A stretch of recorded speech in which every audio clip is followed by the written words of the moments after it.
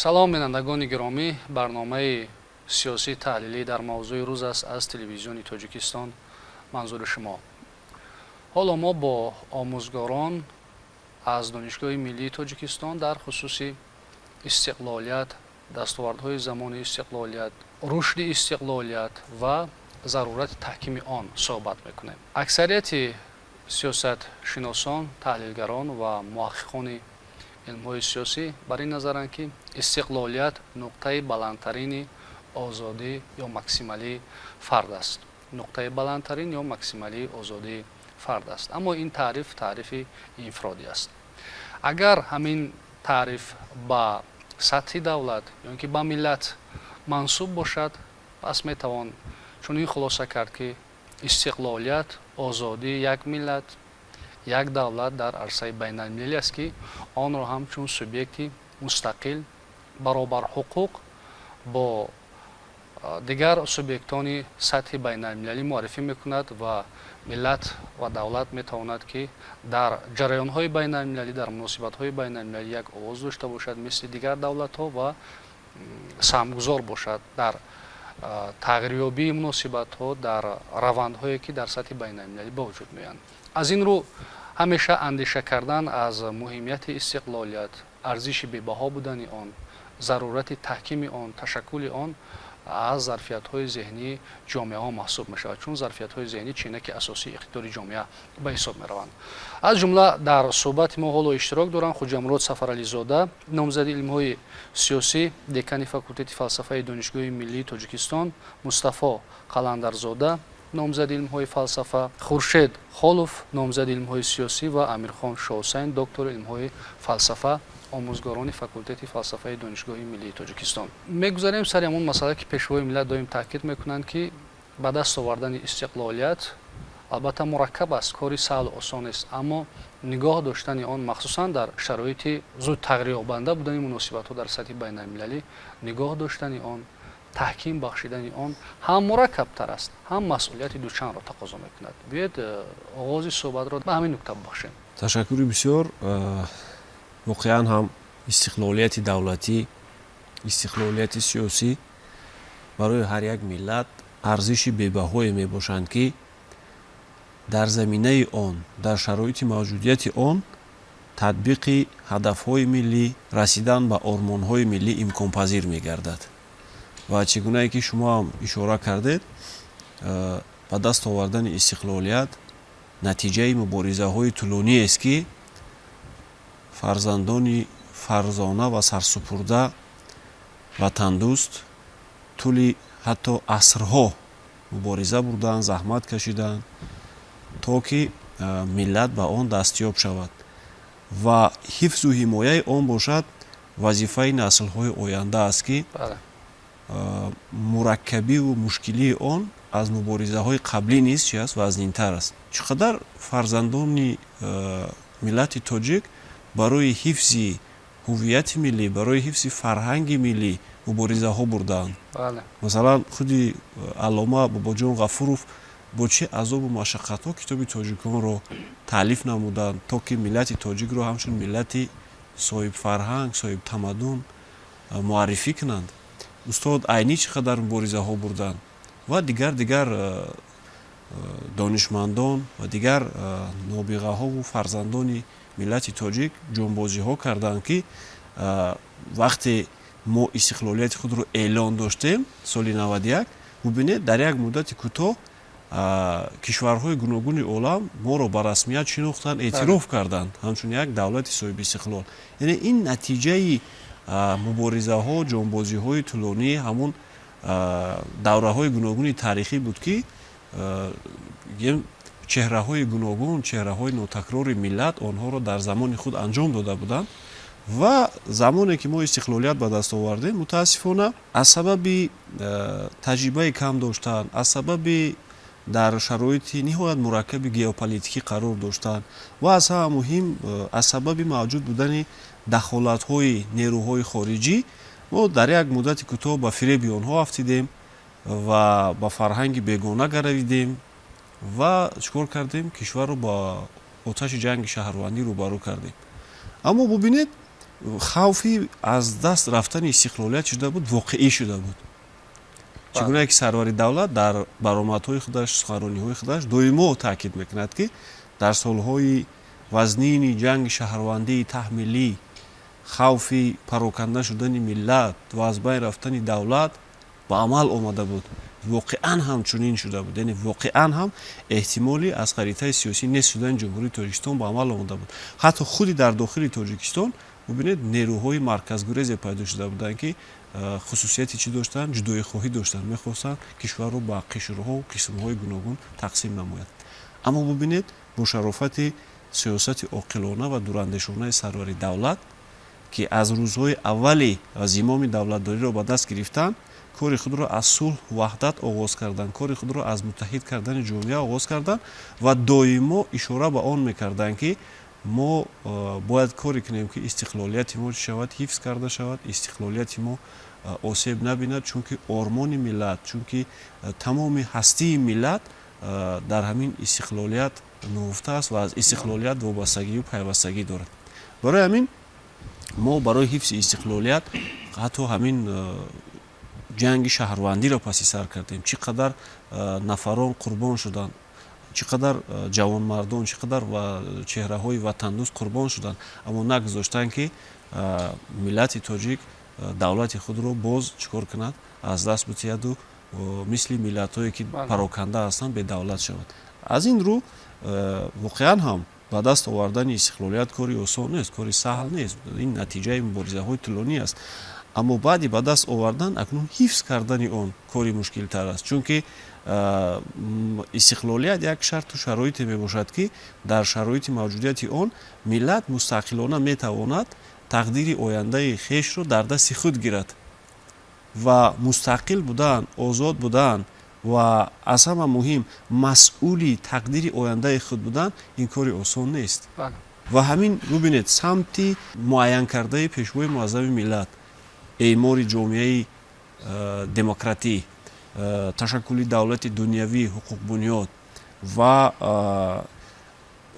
дар амал татбиқ намудани ормонҳои миллӣ, эҳёи давлатдории миллӣ, фарҳанги миллӣ ва эҳёи хотираи таърихӣ ва дигар самтҳои стратегие ки дар сиёсати пешгирифтаи давлату ҳукумат бахусус сарвари кишвар дида мешаванд, ино воқеан ҳамин интихобҳои таърихие мебошанд ки ҳамин барои пиёда сохтани ормонҳои миллӣ чӣ кор мекунанд, равона шудаанд.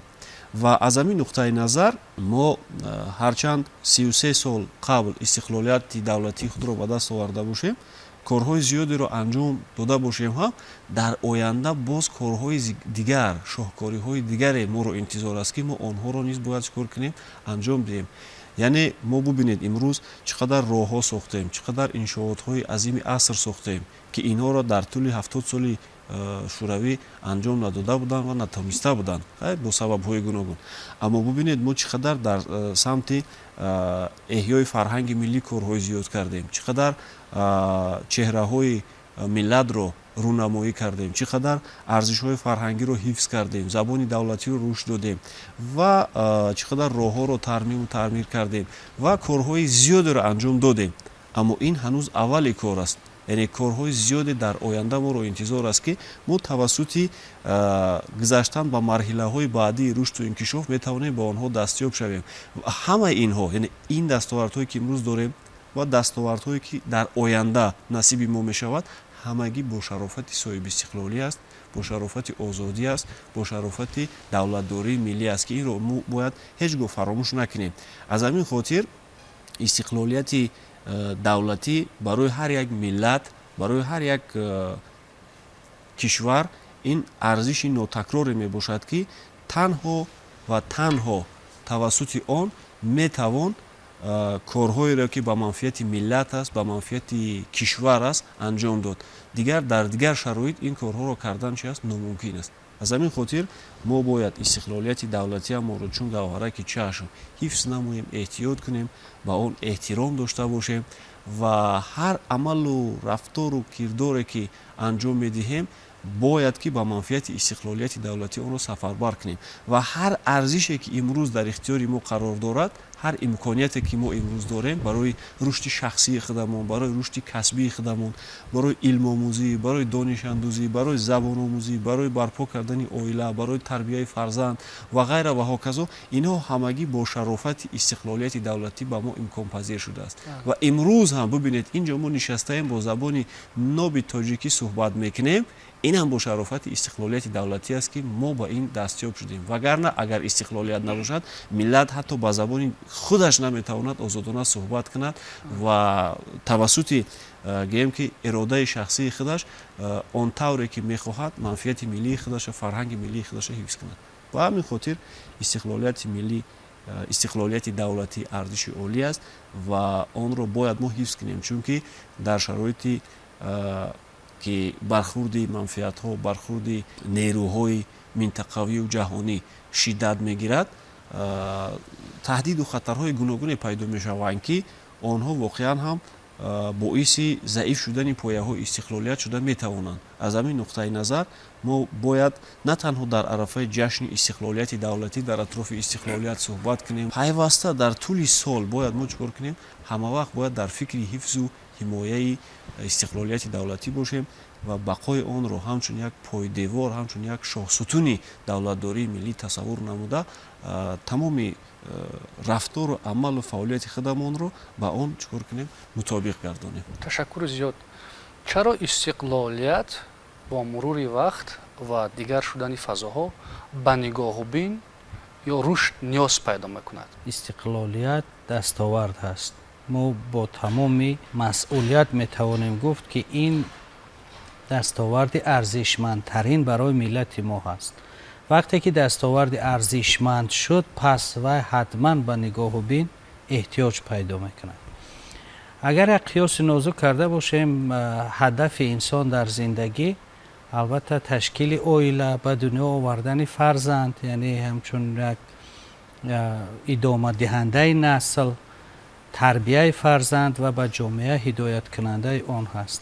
ва вақте ки фарзанд ба дунё меояд, падару модар ҳамеша кӯшиш мекунанд ки ӯро нигоҳубин кунанд ва нигоҳубини ӯ ҳамаҷониба бошад, ҳам аз лиҳози моддӣ ва ҳам аз лиҳози маънавӣ талош кунанд то шахсияти баркамол ба воя расад. ва ҳамин қиёс дар нисбати дастоварди арзишмандтарини миллати тоҷик бешаку шубҳа метавонад истифода шавад.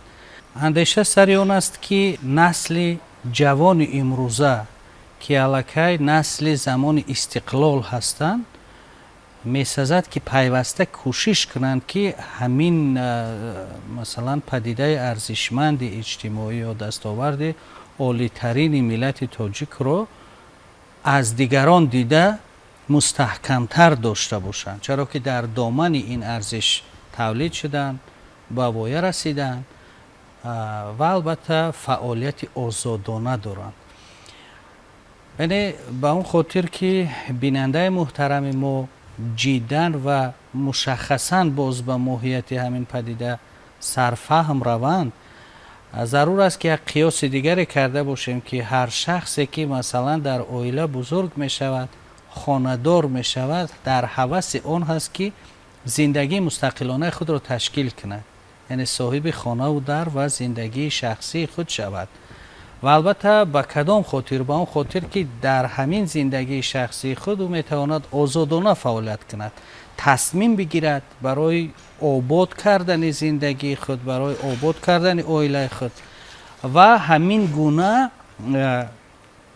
нафарони равшанфикр, нафароне ки дар нисбати миллат бетафовут нестанд, пайваста андешаи онро доранд ки чӣ гуна ҳамин дастоварди арзишманди хешро эҳтиёт кунанд, ба камолот бурасонанд ва кӯшиш кунанд ки яъне газанде ба пояҳои давлатдории миллӣ нарасад. ҷашни истиқлол ҷашни умумимиллӣ ҳаст ва тамоми рӯзи сол бояд дар шуъури мардуми мо ҷой бошад.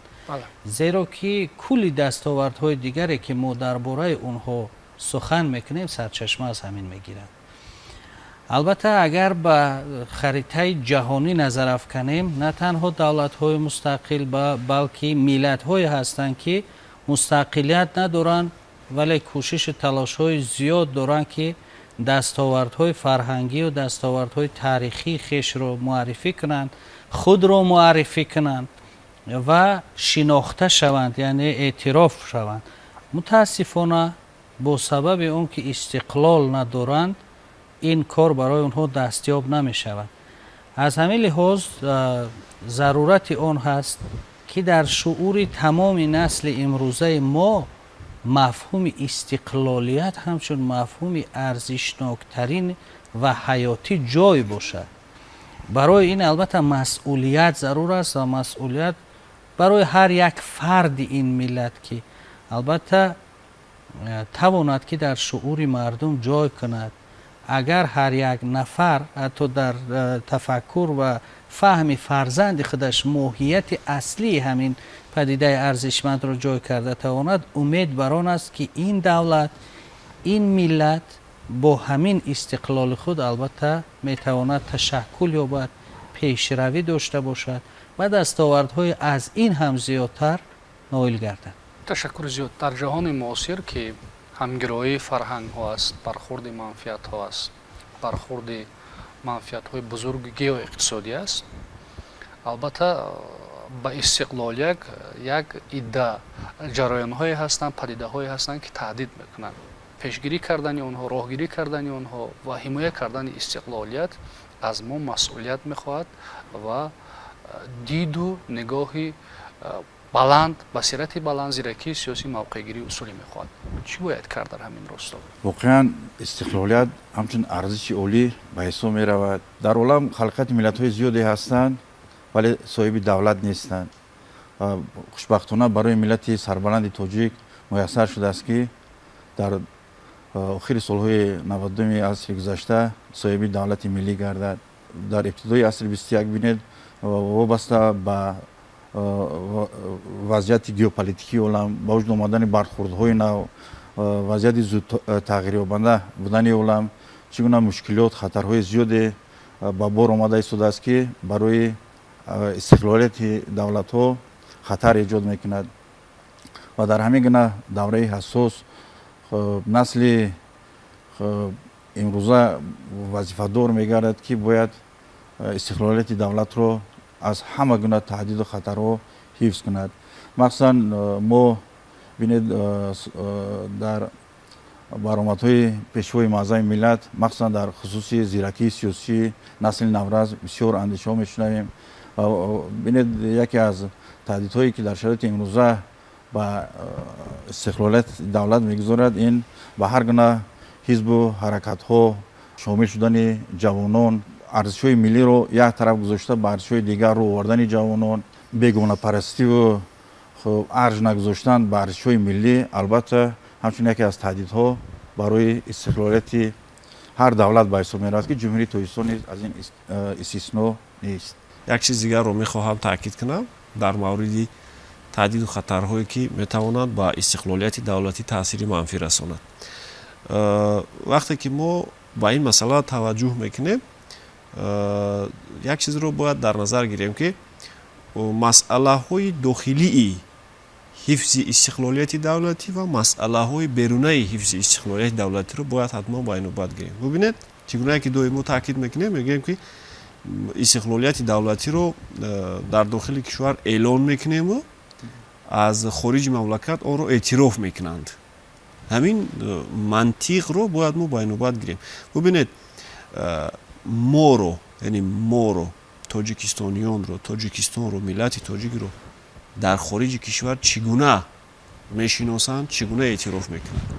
یک ملت رو مثال با فرهنگش میشناسند، یک ملت رو با یگان دستاورد تکنیکیش میشناسند، یک ملت رو باز با یگان دستاوردهای دیگرش میشناسند و متاسفانه در زمان معاصر همین گونه تمایلات ها خاراکتری سوبیکتیوی و صنعی پیدا کرده ایستادند. ببینید مثال کوشش میکنن بعضا نیروهایی که از این و یا آن منطقه، از این و یا آن کشور منفعت دار هستند، منفعت های گیوپولیتیکی و منفعت های سیاسی و ایدئولوژی، آنها کوشش میکنن که ملت رو در عرصه بین المللی تروریست معرفی کنند یا که ملت رو خطرزا و تهدیدزا معرفی کنند. ببینید چگونه که 2 سال قبل بعضی کشورها را گفته بودند که مثلا منبع چی است، таҳдид аст, дар ин кишварҳо лонаи террористон аст, дар ин кишварҳо ин аст, дар ин кишварҳо он аст. яхе гапҳо аст. ба ҳамин хотир ҳар боре ки ба симои фарҳангӣ, ба симои сиёсии миллат дар арсаи байналмилалӣ як таҳдиде, як таъсири манфие пайдо мешавад, инро мо бояд пеш аз ҳама таҳдид ба истиқлолияти давлатӣ шуморем. чун миллатро вақте ки эътироф мекунанд ҳамчун миллати мутамаддин, ин аллакай маъноеро дорад ки инро ҳамчун миллати соҳибдавлат, миллати гӯем ки соҳибҳуқуқ ва комилҳуқуқ аллакай дига эътирофш мекунад. дар масъалаи дохил бошад, дар дохил бошад, истиқлолиятро ҳамчун имконият бояд тасаввур кунем. пеш аз ҳама имконияте ҳаст ки тавассути он мо орзу, омол, ормонҳои худро, мақсадҳои худро, талаботи худамонро қонеъ мекунем. ба ҳамин хотир имкониятҳоеро ки истиқлолияти давлатӣ фароҳам овардааст бояд ки чӣ кор кунем? Ба таври максималӣ, ба таври васеъ бояд барои расидан ба ҳамун ҳадафу ормонҳои худ истифода барем. яъне барои мисол ман мисол меорам. бубинед, замоне ки мо истиқлолият надоштем, бо забони тоҷикӣ дар ҷойҳои расмӣ ҳарф зада наметавонистем, бо забони тоҷикӣ таълим гирифта наметавонистем ё дигар ё ин ки як қатор илмҳое буд ки мамнӯъ буданд, намегузоштанд ки онро омӯзем, таҳқиқ кунем, аз худ кунем, чун надоштем истиқлолият, озодӣ надоштем. аммо бо шарофати истиқлолияти давлатӣ имрӯз бубинед мо ба омӯзиши як қатор илмҳое машғул ҳастем, ба таълими як қатор илмҳое машғул ҳастем ки моро чӣ кор мекунад? Бедор мекунад, ҷавонбиниамонро васеъ мекунад, ҷаҳонфаҳмиамонро ба вуҷуд меоварад. аз ҳама муҳим ин аст ки дӯсту душманро мешиносем, худамонро мешиносем, худшиносимон рушд мекунад, манфиатҳои миллии хешро мешиносем ва умуман ниҳоятан ин барои ташаккул ёфтани ҳуввияти миллӣ мусоидат мекунад, яъне ки миллатро муттаҳид мегардонад. аммо дар замони набудани истиқлолият намегузоштанд ки чунин ҳолатҳо рух диҳад, яъне миллатро дар ҳолати муттаҳидӣ бояд ки қарор намедоданд. бедории миллӣ, худшиносии миллӣ, худогоҳии миллиро кӯшиш мекарданд ки чӣ кор кунанд? Саркӯб кунанд. бале ин боиси чӣ мешуд? боиси истиқлолиятхоҳӣ мешуду, боиси давлатхоҳӣ мешуд. аз ҳамин хотир имрӯз ки истиқлолияти давлатӣ дорем, ин имконияте ҳаст ки онро бояд истифода барем. аммо он тамоюлоти манфие ки сокинони кишварро аз ҳамин роҳи мантиқан дуруст берун мекунад, ин аллакай таҳдид ба пояҳои истиқлолияти давлатӣ аст. мутаассифона устод ҳамин ҳозир ишора карданд, мутаассифона як зумра ҷавонон ва баъзе шаҳрвандони кишвар баъзан ҳамин ҳолатро ҳис намекунанд ва ҳамин имкониятҳоро истифода намебаранд. яъне ин ҳолат хеле нохуб аст. ҳизбу ҳаракатҳои ифротгарову тунгарову террористӣ ино воқеан ҳам миллатро чӣ кор мекунанд? имкон намедиҳанд ки ҳамун имкониятҳои дар ихтиёр доштаашро ба таври пурра истифода барад.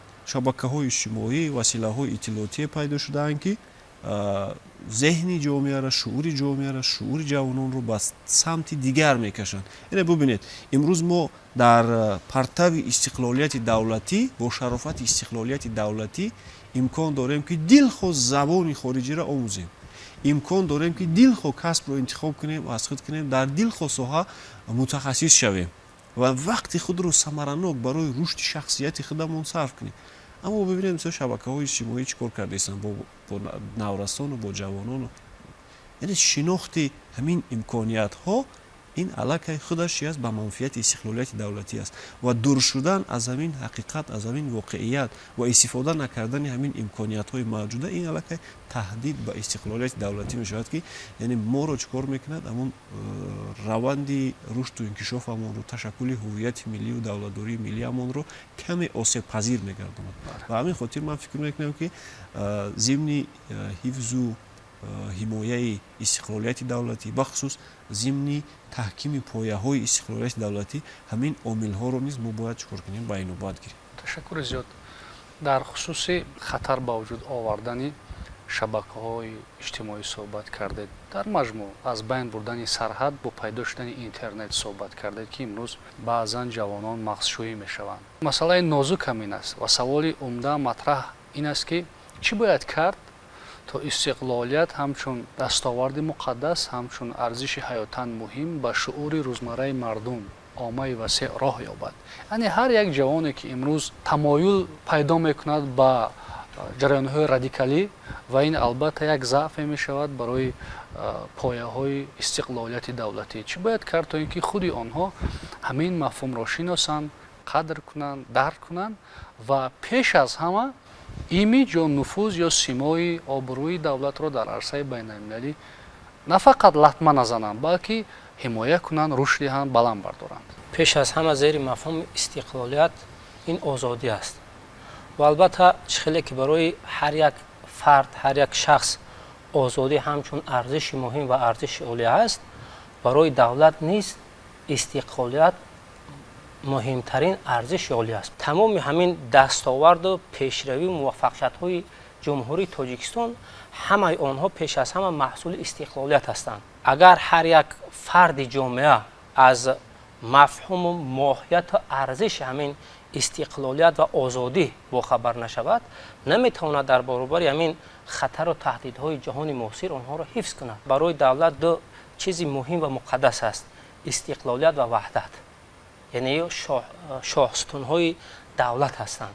و امروز شما نگاه کنید که در برابر خطر و تهدیدهایی که در جهان معاصر شده ایستاده است، امروز موقع پیشوای ملت واقعا استوارانه است. امروز پیشوای ملت تمام سعی کوشش زحمت خودش برای پایداری استقلالیت دولتی، برای پایداری وحدت ملی، برای پایداری صلح و ثبات، امنیت و سعادت این ملت امروز نثار کردگی است. درست است که ما در برای خود مفهوم استقلالیت اگر اندیشه های طولانی هم داشته باشیم، هر چقدر شرح و توضیح هم باز به شرح و توضیح نیاز دارد. ولی چاره چی باید کرد و کدام راه و اصول ها پیش گرفته شود. البته امروز وقتی که در بین جامعه صحبت ها دایر می شود یا مشاهده ها صورت می گیرد، حالت های هستند که تا اندازه هنوز از تفکر تعصبی، خرافاتی و ارتجاعی بعضا از قشرهای جامعه ما درک می دهند. اگر دهقان به خاطر گرفتن حاصل دانه زیر خاک کند، دولت و ملت هم به خاطر بیداری ملت، به خاطر بار دیگر در شعور نسل امروزه جای کردن عنصرهای اساسی و ارزش‌های اساسی فرهنگ ملی این کارها را انجام می‌دهند. بگذار ببینید در سالهای اول صاحب استقلالی شروع اگر که واقعا تحلیل کنیم، تاجیکستان هنوز از لحاظ اقتصادی اونقدر پایبرجا نبود، ولی از جانب حکومت جمهوری تاجیکستان بخصوص از جانب سرور دولت اقدام تجلیل کردن جشنواره‌های گوناگون به مثل 1100 سالگی دولتداری سامانیان در سطح بین المللی، پس آن سال بزرگداشت تمدن آریایی، بزرگداشت امام اعظم در سال 2009 و البته تمام چاره‌بینی‌های دیگر زیاده که به خاطر تجلیل از دستاوردهای فرهنگی این ملت تلاش‌ها دارد، کوشش‌های زیاده که در بین زیاده از 200 دولت جهان در سازمان ملل متحد، در یونسکو پای فشاری کردن که دولت تاجیکان و تاجیکستان دارای چنین دستاوردهای بزرگ فرهنگی هست. مثلا جشن بین المللی نوروز اعلان شد و نوروز خودش نو و روز اصطلاح تاجیکی هست که در عرصه جهانی دیگر نشده است، ناوی دین نشده است یا که نیو دی یا که دیگر نشود، فقط نوروز همون اصطلاحی صرف تاجیکی در عرصه جهانی پایبرجا بماند. برای این البته تلاش ها ضرور هست، کوشش ها ضرور هست و البته در مورد اونه که تا کدام اندازه ما میتوانیم همین استقلالیت به دست آوردگی خودمان مستحکم نگاه داشته باشیم، در مقابل اون تهدید و خطرها از خود باشندگان خودمان شروع باید کنیم. یعنی درست است که عامل های تهدید کننده یا سبب های بیرونه، خیلی که استاد گفتن مثلا از بیرون تهدید ها صورت میگیرد، هرچی قدره که از بیرون همین عمل انجام داده شود هم در داخل ثبات مستحکم باشد، در داخل نیروهای داخلی، یعنی این نسل امروزه شهروندان جمهوری تاجیکستان مسلح با همون تفکر ملی باشند، با همون یعنی تفکری که در اونها البته استقلال، وحدت ملی و دستاوردهای دیگر فرهنگی همچون ارزش‌های به اصطلاح اولین درجه برای موجودیت خود اونها دانسته شوند. البته اون تهدیدها تهدیدی عملی شوی اونها البته غیر امکان می شود تا اندازه. البته سخن سر آن است که استقلال دولتی با دستاوردهای فرهنگی ملی تا کدام اندازه رابطه دارد این به بحث است، چرا که وقتی ما ملت میگوییم، ملت نه تنها دارای حدود، دارای رمزها، بلکه دارای فرهنگ هست و به سبب هم نگفتن جناب عالی در یکی از واخوری هایشون با اهل زیا که فرهنگ هستی ملت است. این الکه یک افریزم هست که این کار نشونده است و به خاطر اگر هر کسی میخواهد ملت را از بین برد، پیش از همه فرهنگی او باید از بین برده شود، یعنی شناسنامه اون نیست می شود. وقتی که شناسنامه ملت از بین رفت البته اون به شهروندی می شود، یعنی شهروندی هیچ کجا نیست. از همین خاطر ما را ضرور است که امروز در تمام سطح های حیات جمعیتیمون کوشش و خرج داده باشیم که مفهوم استقلالیت و دارای دولت ملی بودن خود را واقعا هم جای کنیم.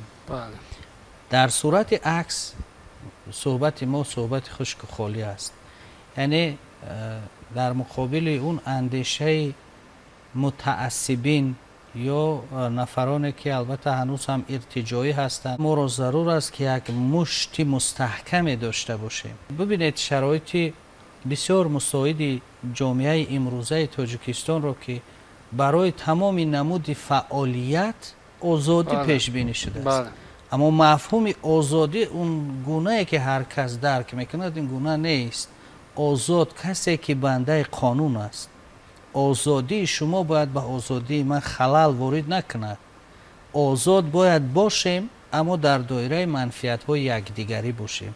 یعنی منفیت های یکدیگری ما در مجموع منفیت ملی هست و اگر در دایره از دایره منفیت ملی بیرون کوشش کردیم پس ما خیانتکار هستیم، پس ما نفری هستیم که آزادی نفر دیگر محدود می‌سازیم. میتوان گفت که شناخت استقلالیت، چون شما آموزگار هستید، از صنفخانه از درس یک آموزگار آغاز می شود. تشکر بسیار برای سوال. واقعا هم یک مسئله بسیار هم خوب است، مسئله که شما پرسیدید. در ذهن و شعور بچه ها باید از همون اوان کودکی باید همین ارزش های ملی جایگیر کرده شود.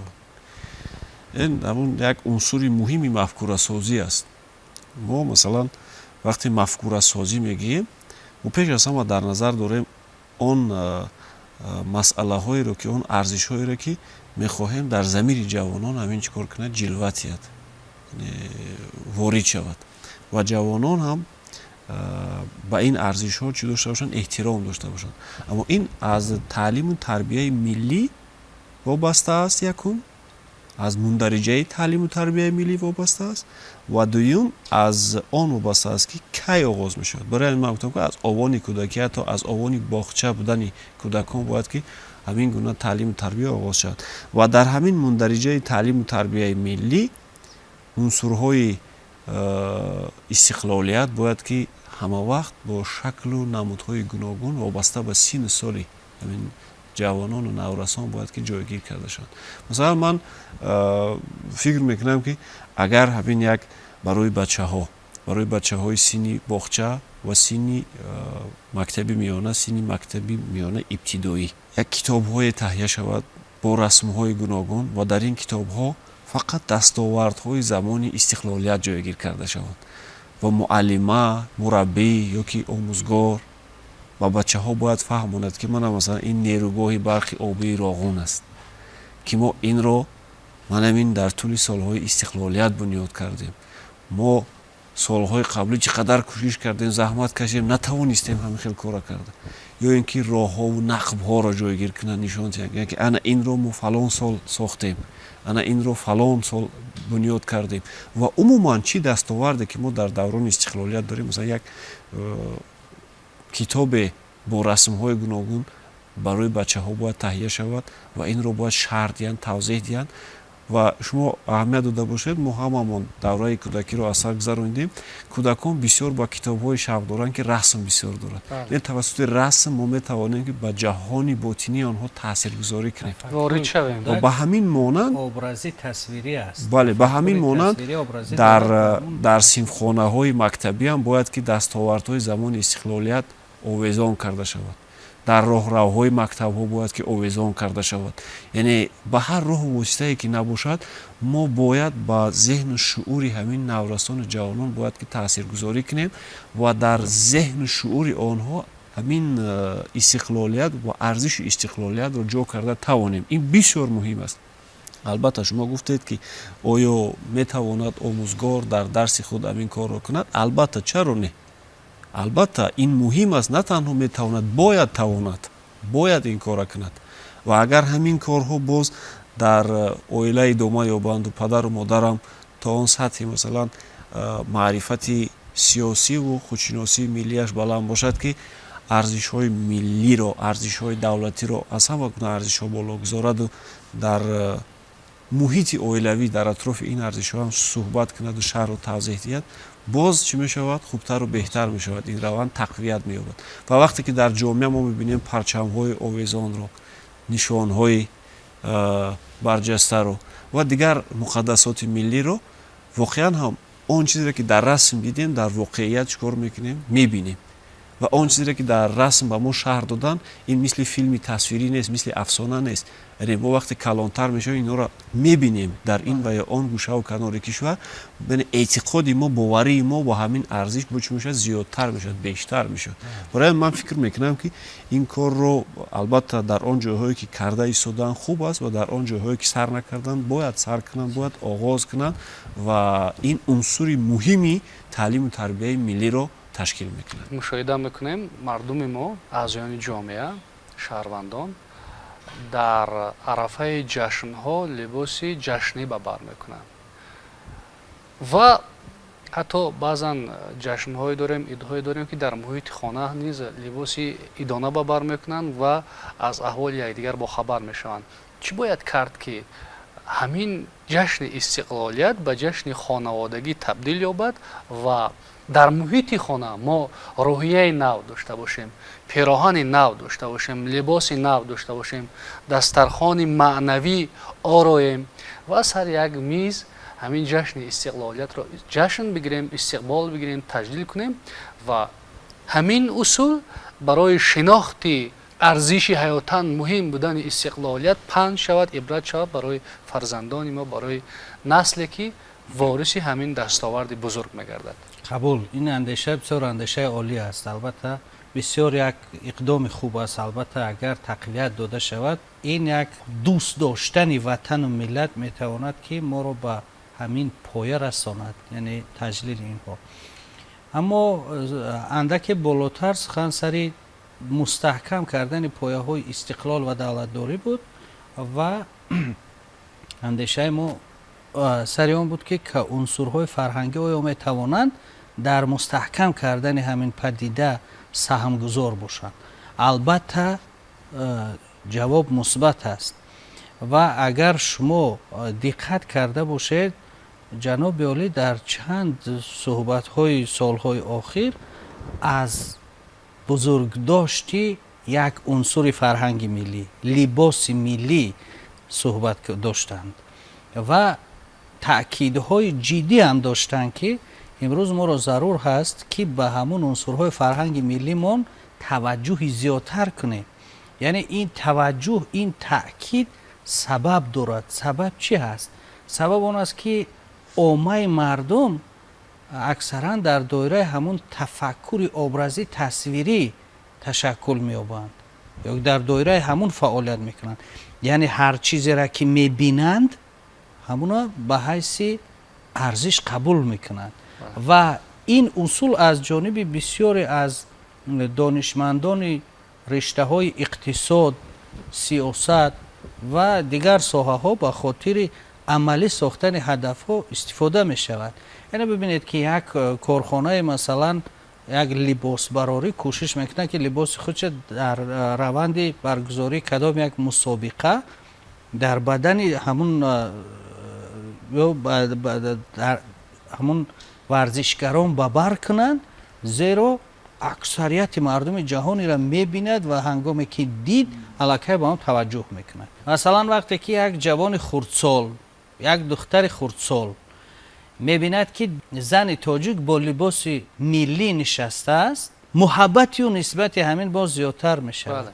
ва албатта ин иқдом хушбахтона аз ҷониби роҳбарияти донишгоҳи миллӣ бисёр хуб роҳандозӣ шудааст.